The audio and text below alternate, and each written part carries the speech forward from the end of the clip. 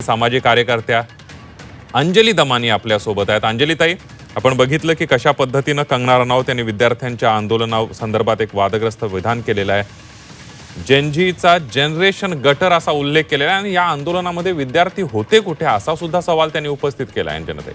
अंजली मला वाटतं त्यांना ना फार डोळे उघडून बघण्याची गरज आहे। ज्या बाईंना म्हणजे त्यांना काय बोलावं कळत नाही ना।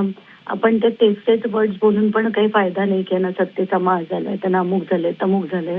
ही गॉन केसेस आहेत। हे सगळे भाजपचे जेवढे मंत्री संत्री आहेत, एमपीज आहेत, त्यांच्यात चढाओढ लागते की आम्ही कोण जास्तीत जास्त मोदींची तारीफ करतं, कोण जास्तीत जास्त भाजपबद्दल चांगलं बोलतं आणि ते दाखवणे त्या चढाओढीतच ही सगळी माणसं आपण बघतोय।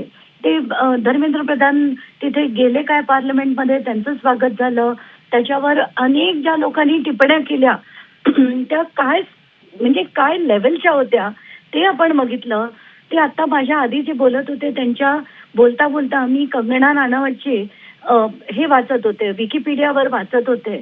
तर स्वतः ज्या शाळेत नापास झाल्या असं त्यांच्या विकिपीडिया म्हणते, ज्या शाळेत नापास झालेल्या, त्यांनी मॉडेलिंग मध्ये असताना त्यांना खायला काही नव्हतं, त्या ब्रेड आणि पिकल खाऊन त्यांनी त्यांचं ऍक्टिंगचं करिअर केलं। त्यांना आता इतकी मस्ती आली की त्यांना डोळे उघडून दिसत नाही की हे आंदोलन केलेली मुलं ही लहान लहान मुलं होती। अगदी आणि खरंच अंजली ताई, खरंच ज्या विद्यार्थ्यांनी लाठ्या-काठ्या खाल्ल्या, जे विद्यार्थी आपल्या शिक्षण व्यवस्थेला सुधारण्यासाठी आपल्यावर झालेल्या अन्यायासाठी रस्त्यावर उतरले, त्यांच्या आंदोलनाबद्दल अशी भाषा एखाद्या खासदारानं वापरणं खरंच हे खेदजनक आहे असंच म्हणावं लागेल। पुढच्या काळामध्ये ते आता या संदर्भात विचार करतील, ते बघणं महत्त्वाचं आहे।